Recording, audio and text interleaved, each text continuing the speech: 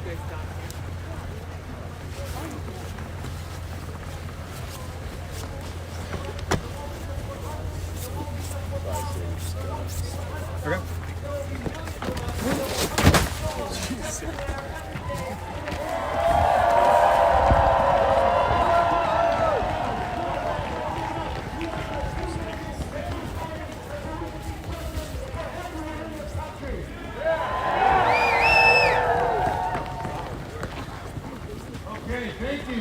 Thank you. At this time, we are very fortunate to have a council member here for real estate. Thank you for coming. Thank you for getting involved. Thank you. My name is Stuart Stevenson. I am Minneapolis council member in Ward 360 at Alex Road. I never had the privilege of knowing Alex, but I do know two things. Before I was elected, I was an ALC member, and so I know public employees, and I know that the floor would fall out from under us if we didn't have our public employees and we didn't have the union. The work that you and that we do is absolutely vital for people's lives to move forward. We saw this with Alex being in the ICU. I saw it working on the streets with homeless people. The floor would fall out from people who need us the most. And so I see your labor, and I see what Alex was doing, and we need more of that in this country. The other thing I know is I know nurses. In 2020, I was shot by a Minneapolis police officer with a rubber bullet, and I lost my left eye. And so I spent a little time in the ICU myself. And as I was laying there in the middle of the night, it was during COVID, and so my family couldn't come visit me. As I was laying there, it was a male nurse who washed my body down and who comforted me. And I said, can I please hold your hand? And he reached out and we just held hands for him. Because that's what I needed. And I know that Alex was doing that day in and day out for his patients. You can see it in his final moments.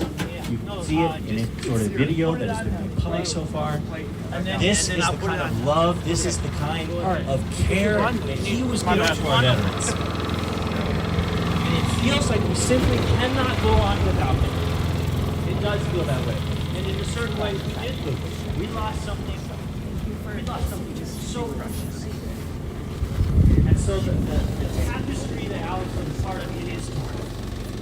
But we have a chance now to repair that tapestry with something a little different, but something still beautiful, but imbued with pain. And that's us stepping forward and saying the love that Alex brought forward, the care that Alex brought forward, I can do one step. I can't do all of it. We can't make up for him entirely. But each one of us, we can take one more step, one more thing, whether it's joining one more observing shift, or whether it's loving a little deeper our patients in the VA. We can do one more thing, and together, if we get hundreds of us to take one more step of love, one more step of care, we won't replace this world that Alex made so great, but we'll still have a loving and beautiful tapestry between all of us that is going to get us through this time, and that is going to ultimately make us win against these fucking fascists. It is that love that's going to get us through, and it's that love that is going to have us caring for each other long after they're gone. So thank you for having me, and keep up the good work. Okay, we are very fortunate again. We want to go back to one of our co-workers, Angela Carella. Angela? Did I say right? Sorry, I'm going to try to talk loud. I'm a really quiet person. Not really. So Alex was my friend. Alex was my coworker. Oh, I'm sorry. Alex was my friend. Alex was my coworker. We worked a lot of long night shifts together. Alex was really passionate about human rights, and he lived that and talked that. We had lots of conversations about what Alex liked, felt about things. He showed up for his coworkers. We work in an environment that can be hard. We take care of some of the sickest people, and we do that because we want to. We want to take care of those people, and Alex showed up for those people. I was shocked to see my face with Alex in that video on the internet. I'm thankful that we have that moment captured. We don't always know the impact we're having on people when we go and do, our daily job and our daily career and our thing that we care about. But I'm telling you that the amount of people that have reached out to me personally and to my friends and family, people care. And it's so nice that you have done that. I didn't know how we were going to get through this week. It's been devastating, horrifying, terrible, all the things that you can imagine. And yet we're still taking care of the sick people. But you know what happened? Everyone showed up for us. We got cards and gifts and of food, coffee, candy, notes, flowers. Every day when we come in, there's something more that someone's saying, thank you, keep your head up, thank you for doing this, Alex. It meant a lot to us, and I know he meant a lot to you. And all of those little hugs from you all that have lifted us has got us through this week. I don't know where we were going to be. It was really difficult to come to work, and we love our job. We do it because we like to, and we want to take care of people, and that's what Alex did. And that's what Alex wanted to do. And I can't thank you enough. The different ICU families that have reached out to. I wanted to quote one of the cards. I think it was Regions ICU, and I'm sorry to not name you all personally. I know like the University of Minnesota ICU teams and Fairview and Essentia and Masonic and Regions, and everybody has reached out, and you think of that like just a small gesture, but to us that was just a hug. It was a kindness, and you didn't have to do it, and you did it, and I thank you so much. And what the person said on the card, sorry, 1 second. I'm a little nervous.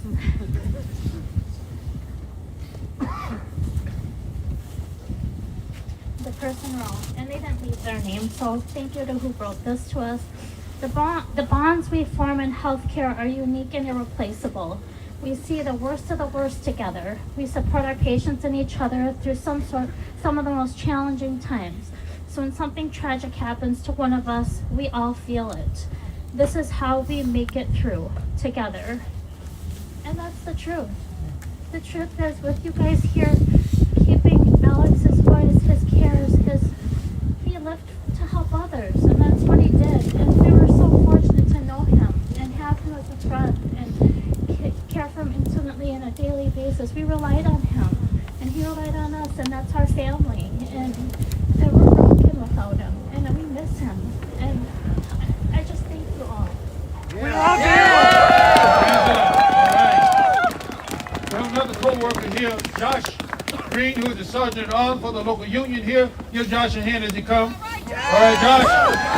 All right. Thank everyone for coming in tonight. I did know Alex Pretti on a somewhat personal level as a colleague of his, but I'm choosing tonight to read the words of one of his coworkers that knew him just a little bit better than I did, and unfortunately could not be here. Alex.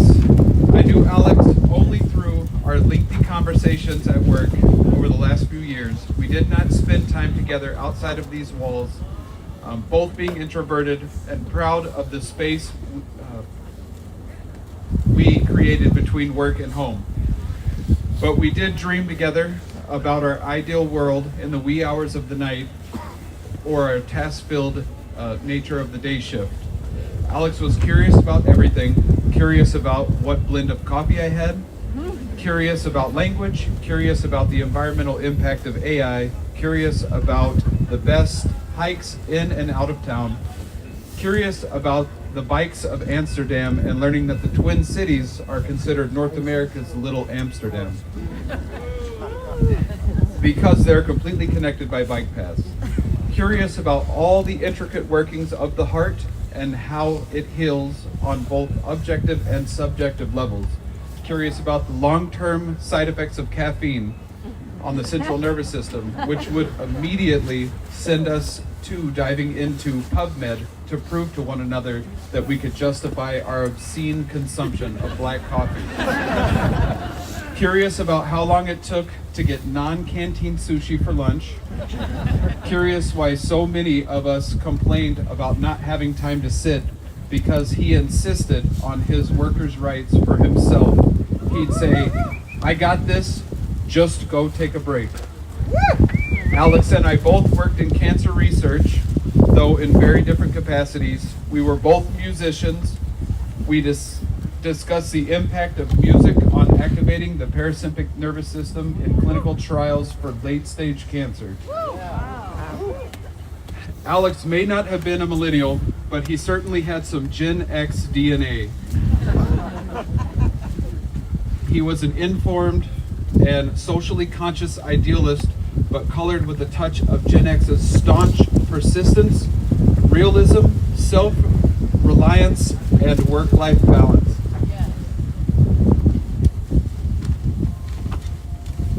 As an ICU nurse, there are so many micro moments that slow time to a standstill and frame a shift. When words elude us, you could count on Alex to find the silver lining. The man who could find peace before the dust settled. Alex's candor both ground a situation and simultaneously could disarm it. His ability to negotiate difficult situations with a simple "hell yeah," or "you got this," or "this is a mess and I need help," appealed to my Dutch directness. No fluff, no hand-holding, no overly wrought emotional disposition that would ultimately make me uncomfortable. Alex could read the room and, with silent negotiation, move a situation from a proper dumpster fire to an ambient embers with one subtle, understated comment or act of kindness. We spent hours unpacking our love for dogs and pets that we have lost and still mourn, our love for the outdoors, and the solemn moments accompanied on a long hike or bike ride. Our mutual hatred of inflammatory, ill-informed news, admitting that we would often change the channel in the patient's room given the opportunity. Alex never shied away from political banter with patients or colleagues, but Alex's perspective would occasionally force others to consider their own cultural paradigms. We spent time unpacking Kantian ethics and deontological principles of treating others the way you'd want to be treated. Far from more popular theological arguments neither of us subscribe to, though we both did admit that the beauty of the world must have been designed by a woman. I always told Alex that he would have been an incredibly gifted educator, and he would smirk and say, "Nah, I'll just precept. This is a hobby."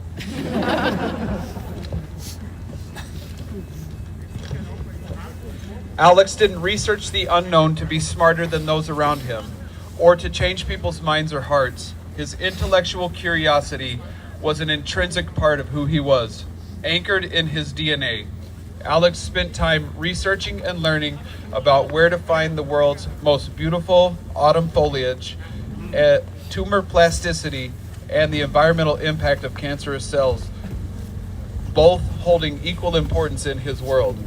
Alex was genuinely my intellectual touchstone at work, and I looked forward to our unexpected conversations.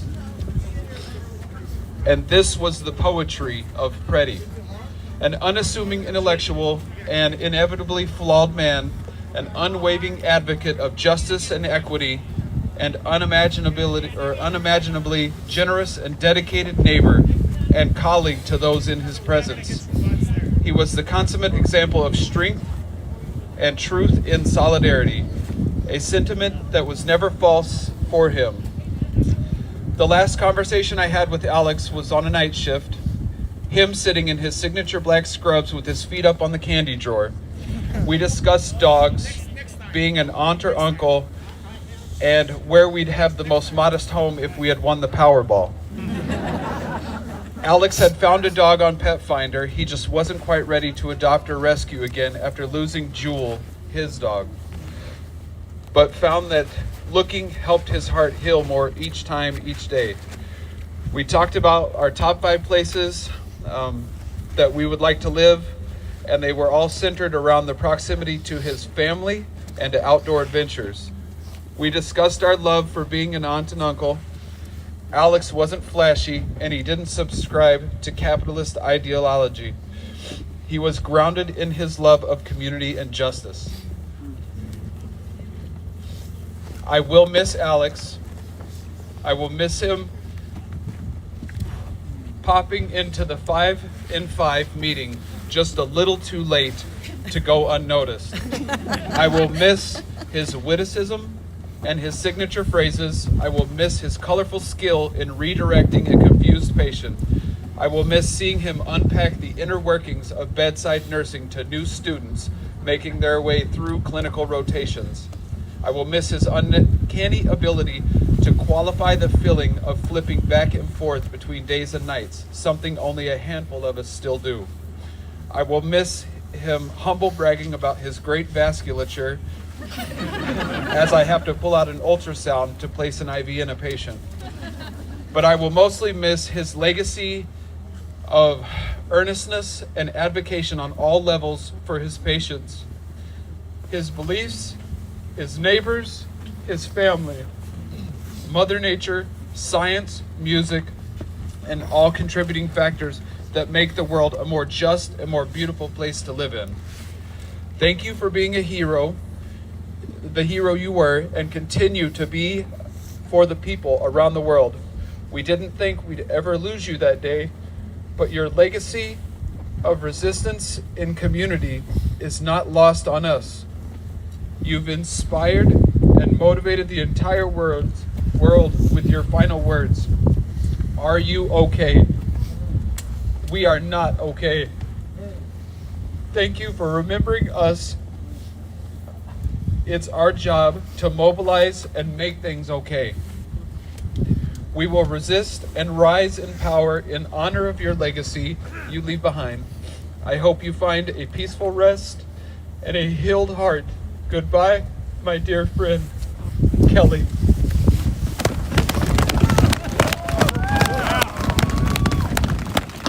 We have another colleague, Jessica. Jessica, would you come, please? Okay. I will try to keep this brief because I know in Minnesota fashion, nobody can feel their toes.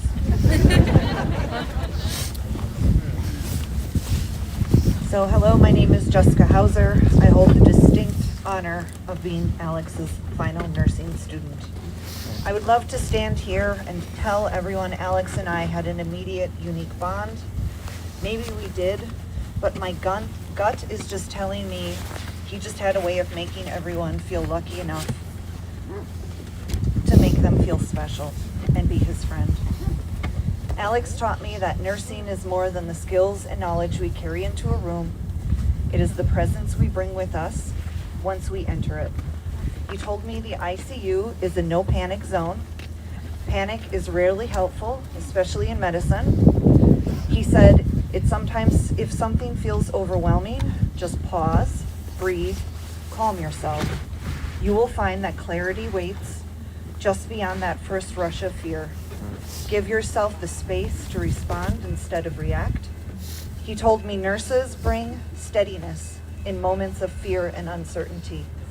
Long after your shift ends, patients will remember how you made them feel.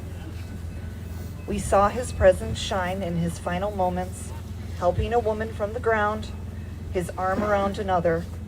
It is felt most deeply in the voices of the patients who have come forward, sharing stories of his compassion and those gentle, meaningful connections he created through the simplest acts of his care. He would be so proud to see us following his guidance in the wake of his death, the way communities have come together to grieve in a steady, calm, joy-filled, supportive way. how we stood up for peace and justice with focus and strength, just as he always did. Alex always was cheering me on. He knew even before I did when I was ready to learn something new. He would smile, his head half cocked, and say, "Jessica, you're up." My final shift before graduating, I asked him, "How will I remember all of this without you there helping me? Can I shrink you somehow and take you with me?" He laughed, as he often did, and told me he has given me all his best advice. I was ready, but I could always call him. He would be there. Alex, you may not be here in person, but your presence is felt. Thank you for understanding and believing in me when I didn't believe in myself. I don't know if you can hear us, but we understand now it is our turn to carry on your service. Thank you for the impact you had, not just on my life, but on the lives of countless others. Your name has been spoken all over the world, from Minnesota to the halls of Congress, as a shining example of sacrifice and service. I know you would smile at that.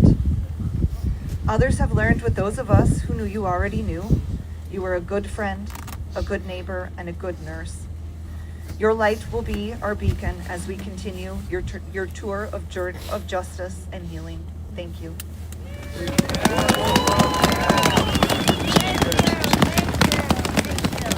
Next, we have the National Vice President of FTE District 8 here, Brother Rock Hotop. He is the National Vice President for this region. Brother Rock, at this time. Yeah, no, thank you, President Kelly. Good evening, everybody. I know it's really cold, and I actually didn't prepare anything because I kind of wanted to get here tonight and feel all of this and to hear the outpouring of love and compassion and remembrance of Alex.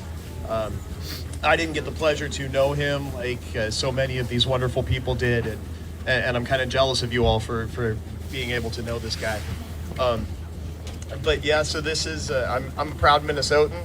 I'm really proud to be here and to represent this area and the VA employees that do such great work and gave such meaning to Alex's life. And we're so grateful that he was here as a nurse in the ICU at the VA. And, I don't really have anything else beyond that other than it's very humbling tonight to see so many people braving the cold on a Sunday evening to acknowledge Alex and to remember him. And I think it says a lot about the impact that he's had on all of us that we're here and we're not going away, and it's cold, and we're speaking out about the injustices and trying to change the world to fix so many of these wrongs, and our resolve is not broken. Our hearts are broken right now, but our resolve is not. In fact, it's stronger than I think it was before. Again, I thank so many of you for being here tonight, and I appreciate that, and all the hard work that went into this. So I'm going to be the guy that does the thank yous, right? So everybody here, our friends with the Teamsters coming out and being here to support us. So much of our AFG staff and the VA Council and the Locals 1969 and 3669 for putting all of this together on such short notice and doing this on a Sunday evening. I know we have some more speakers, so I don't want to take too much more time, but also wanted to acknowledge Katie Connolly came out from Congresswoman Betty McCollum's office. They sent a letter over, and we do really appreciate Congresswoman McCollum and Katie for being here as well. But with that, I'll stop babbling, but thank you, President Kelly, for being here as well, brother. I appreciate you. Okay, we have another colleague, Sister Betty Hatfield, come and help the worship. Anybody over there need a burrito? Yeah, take dinner? Burrito. You want burrito? Warm? No, I'm good. Thank you. Anybody back there? You guys been up there a long time. You guys deserve food too. Come on. Warm burrito? I've gone over these words 100 times, and they still don't feel like enough. Because how do you sum up a person who gave so much of himself? Not just at work, but in every part of his life. My last memory of Alex is from his very last shift, the day before we lost him. It was shift change, and one of our patients had just come back from surgery. Things were busy, but he gave me a report like he always did. Calm, thorough, never rushed. I told him, I'm good. We've got everything. A little while later, after his shift had already ended, after he could have gone home, he came back to me while I was still settling that patient. He said, I gave the other patient his scheduled medications for you. Don't worry about it. You stay here and you get this one settled. He stayed late, not because he had to, not for recognition, but because that's who he was. His priority was his patients, his coworkers, and the veterans we cared for. It was never about him. It was always about taking care of someone else. That's what Alex did every single day. He gave his time, he gave his energy, he gave his heart to others, and ultimately, he gave his life. I don't think he ever truly understood how much of an impact he made. But look around. Look at all of us here. Look at the lives he touched. Patients, coworkers, friends, family. People who felt seen and protected because of the kind of person he was. He believed in standing up for people. He believed in helping those who were overlooked, pushed aside, or treated unfairly. And he lived that belief passionately and consistently in the way he cared for others every single day. I will always remember him walking back to help me, even when he didn't have to. That small moment says everything about who he was. We will miss him. I will miss giving and receiving a report with him. I will miss his positive attitude that always started and ended my shift on a better note. Alex made a difference, a real one, and as long as we keep telling the truth about who he was, kind, brave, and endlessly giving, he will always be remembered. He will never be forgotten.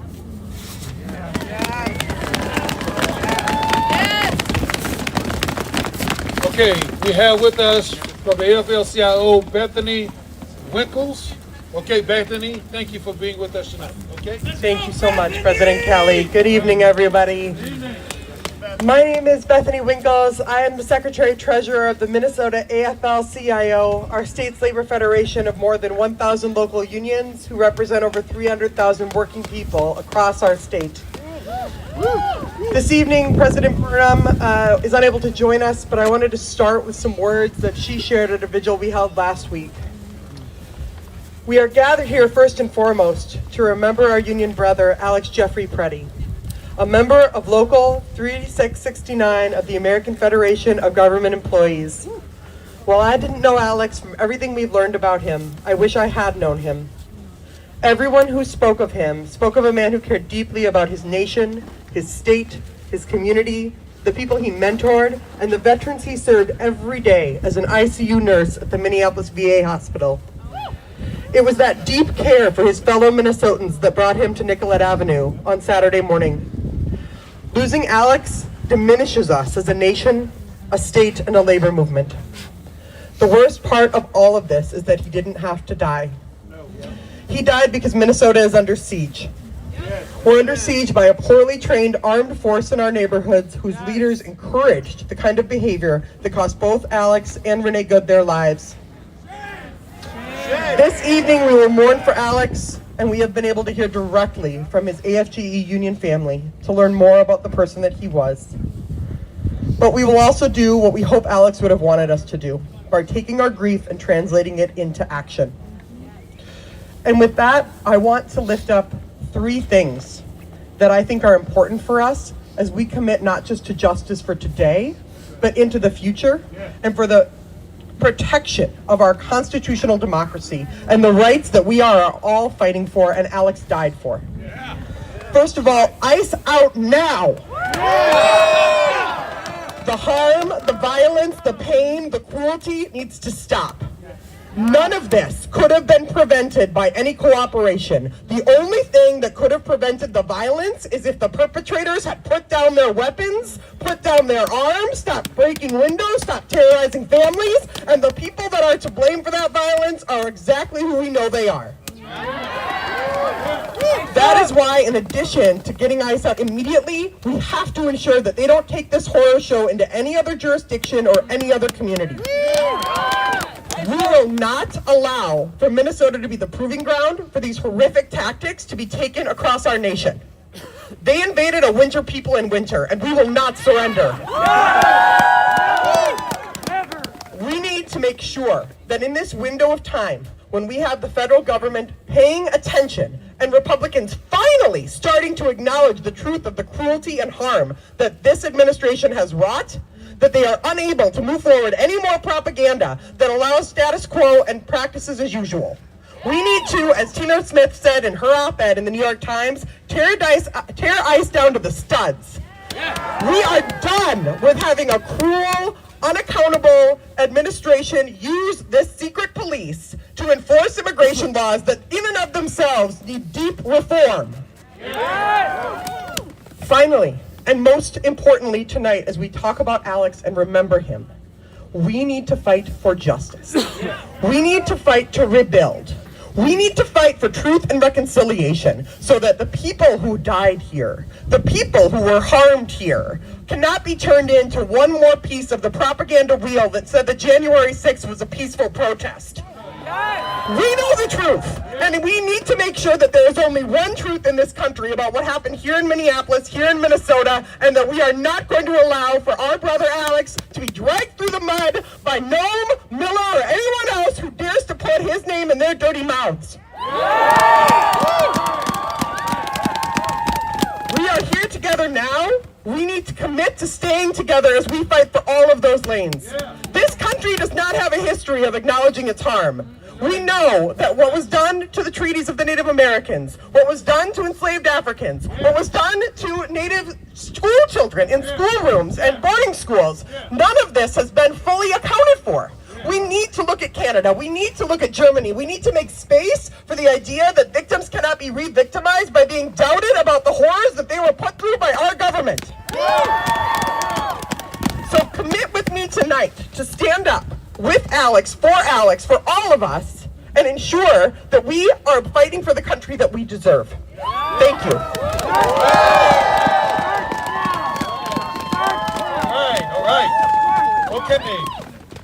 We are very fortunate to have with us one of our vice presidents of the NVAC, Ms. Barbara Casanova. Barbara. Hi. Good evening, everybody. I'm Barbara Casanova. I'm from Little Rock, Arkansas. So y'all be easy on my delicate self. I'm not used to this weather. I'm really humbled to be here, but the true heroes behind Alex is this ICU group. MJ and I, our president, we had the pleasure of spending time with that group. Not one person in that ICU spoke any ill. But what was really horrendous is shame on VA. They have not been given a proper chance to grieve, to contact Alex's family and say, we loved your son. We loved Alex. What kind of violation of that is that? That is shame on the VA. And thank you to these coworkers who come out here and spoke up for their coworker for doing a kind deed. And one thing that is, we're living history, brothers and sisters. And Trump is living proof that more is not better. Only better is better. And Minnesota is better. These people here is better. And I challenge the way that you can stand up. We have been hit hard in the federal government, particularly VA. Minneapolis has always been a shining beacon within all of our locals. They've been hit hard. All of us have been hit hard. Our membership is down. If you want to stand up, if you don't belong to a union and you can, go join it, especially in the federal government. Stand together. Thank you, brothers and sisters. Thank you, Bob. Okay, thank you. First of all, let me just say to all of you that have taken time out of your busy schedules to be here tonight, I want to say thank you. Thank you for standing for this cause. Just at the last moment, the NVAC decided that we would do some of these events nationwide. And we have several events going on even as we speak right now. All over this country, people are recognizing Alex Pretti. They're recognizing, they're understanding who he was and not who people say he was. That's right. Because we know who he was. His life is a living example of who he was. And we're going to continue to live his legacy. And we're going to do that not just by talking, but we're going to do it by doing. Because we're going to do something about what's happened in this state. Are y'all with me? Yes. You see, this is the thing about it. This is the thing about it. As I said earlier, you know, the power is right here. We the people, we have the power. Let me hear you say it. We the people. We have the power. And we're going to make change. We don't care who get in our way. We're going to continue to fight. We're going to continue to stand up until change has come. I'm with you. I stand with you. I stand with the governor of the state. I stand with the citizens of this city. I stand with every federal worker and the VA. I stand with you. We just need all of us to stand together. Can we stand together? What about our brothers over there in the teachers? Can we stand together? Let's do this. Let's do this. Let's do this. We're in it together and we're in it to win it. Let's go and let's have a word of silence right now, because you know everybody believes in a higher being. You might not believe in the one that I believe in, but whomever it is at this moment, let's pray to that being. Let's have a moment of silence as we thank God for the life and the legacy that Alex leaves behind. Let us thank God for allowing him to be that sacrificial lamb that was slain. But let us stand. Stand in unity. Stand in solidarity. Believing that the change will come. Let us bow.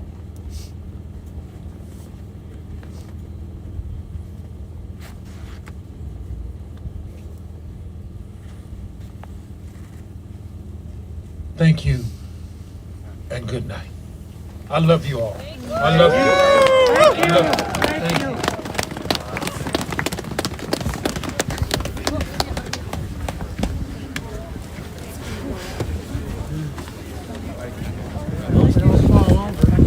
We got you. We like your shirt a lot. Thank you.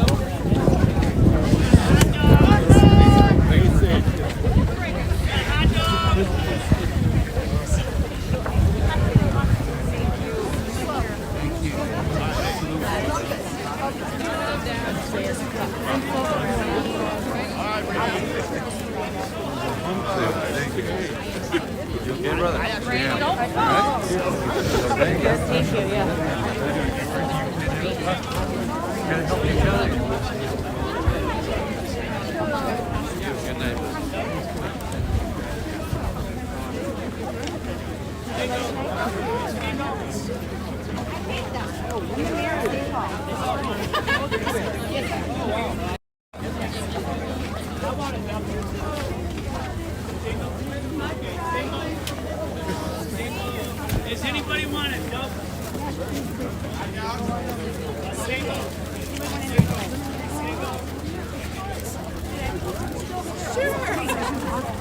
I lost you. I lost you. Did you want to do a selfie? Did you find your mom? Oh, I see. Have an egg. There you go.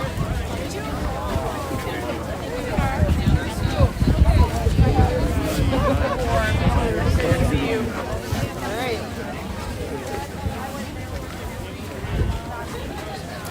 Oh, I'm gonna go grab him.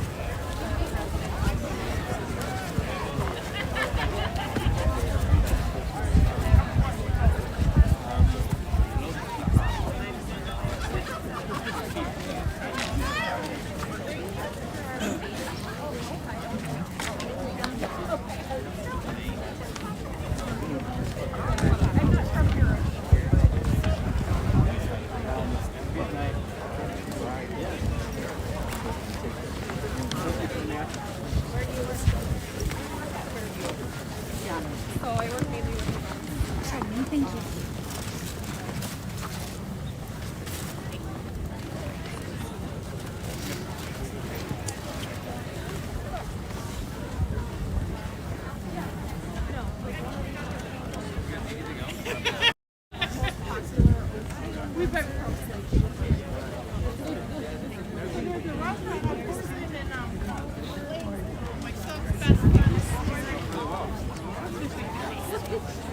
she did chat about it. Yeah, and she's like, yeah, it really is.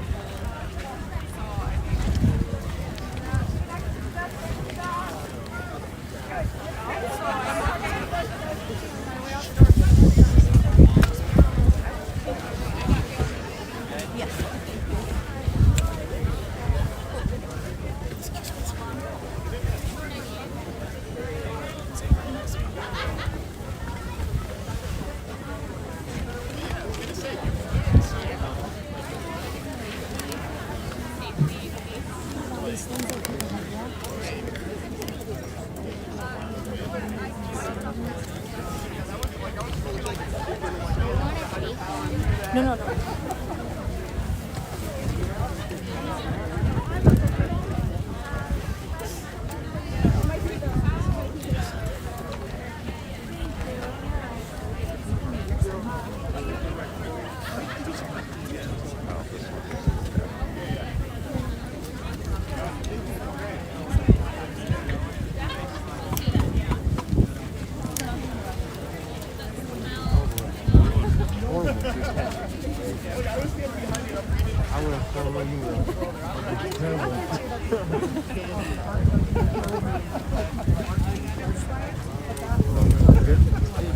You did great, man. Have a good night.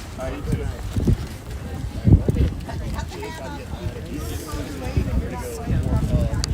All right, when are you leaving?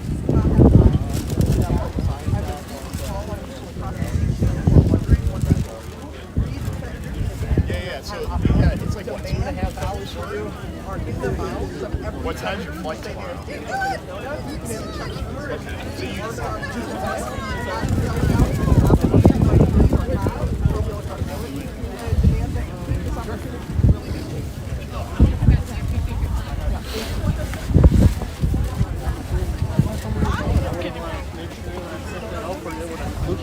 Oh, Effort got him in there. Oh, good.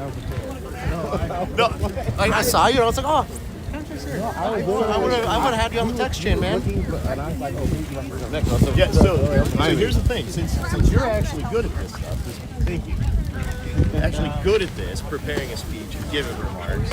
Like, I didn't write anything. How was it? You got to give me the critique. Good, the bad, like, how was it? Anything for you guys? I was trying to say something different than everybody else. Thank you. Yeah.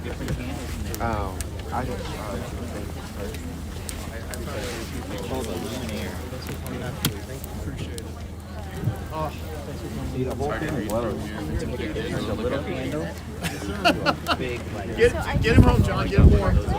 I'm cold.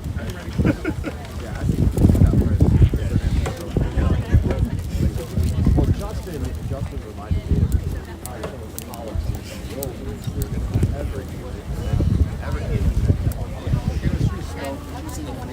occasional coworker, like we know each other for 15 years now.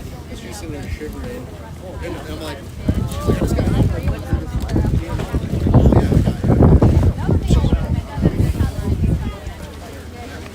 Well, I mean, this whole thing, oh, you have a vision.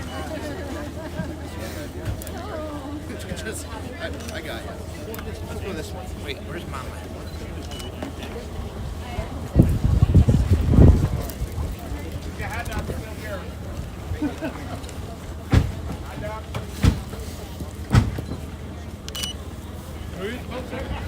No, I didn't. I ate on her break.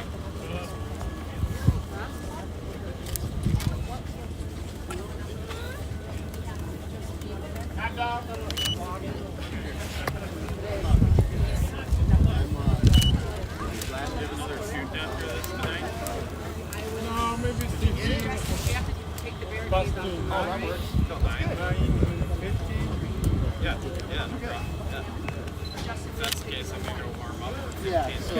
Yeah. I'll come back. I'm freezing out here. Yeah, sorry. This is so 60 feet long. Okay. All right. Thank you. Our marshal set up or you guys got it? Yeah, that's kind of waiting until people are out there. I'm gonna get moving here then, all right? White one's fine.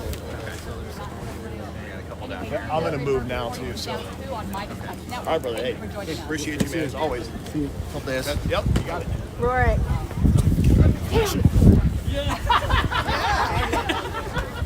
I was gonna ask if it's too late, it's fine. I was surprised.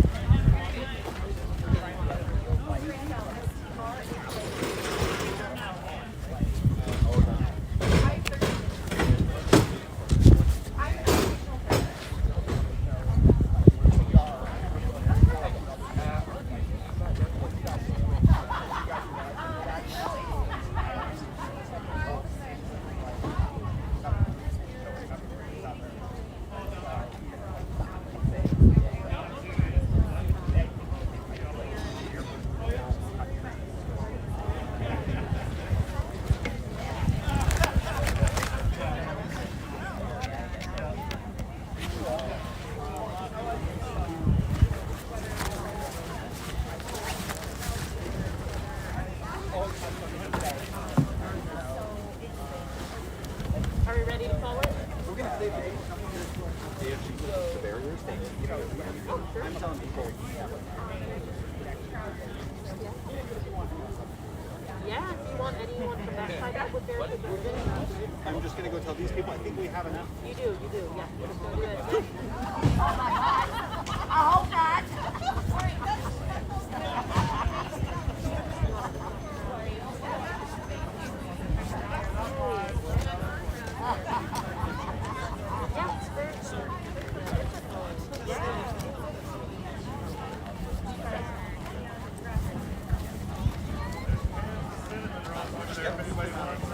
You have a home for them or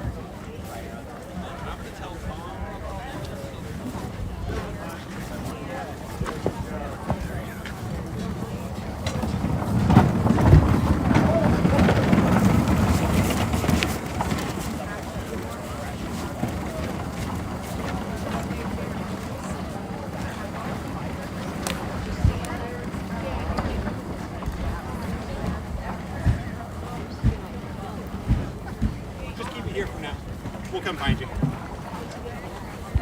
I was assuming he could back out, but we don't want to go into the room yet. Tell him if you're comfortable backing out, that's okay. If you want to wait. All right, now it's yours.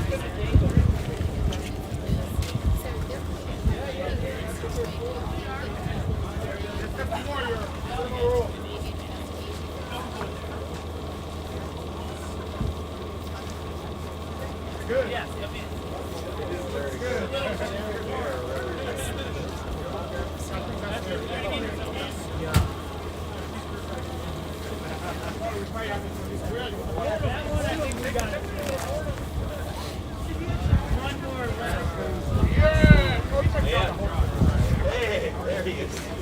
Let's get that. We got one.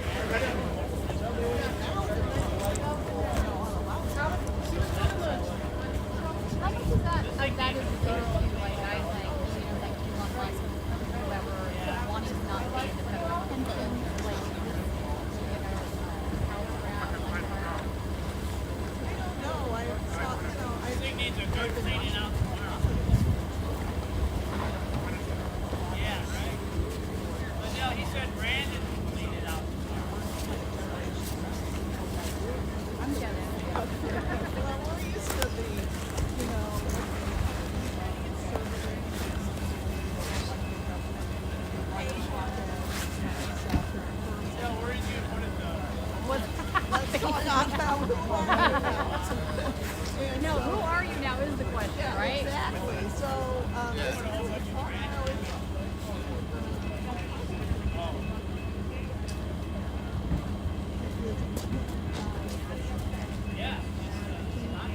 what the heck is that we got caught in something just now, a little bit long. I'm hoping people carry on and people kind of understand.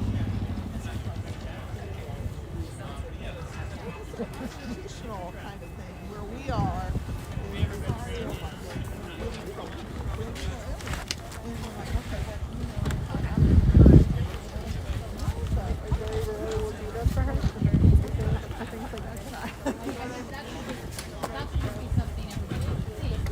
right, but it's not. I don't know where. Apparently it's not, yes.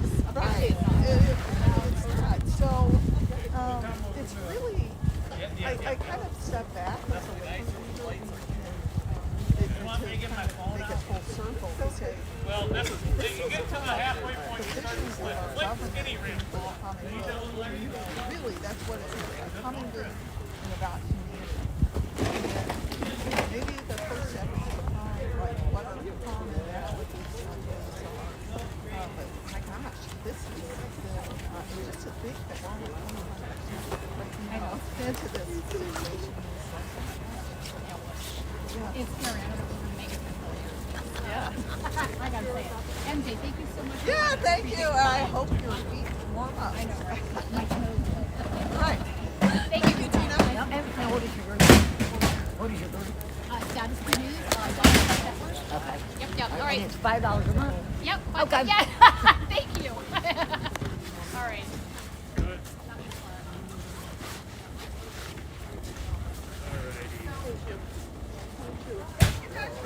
Yeah. Thank you. Yeah, we got a little padlock down there. All right. Thank you.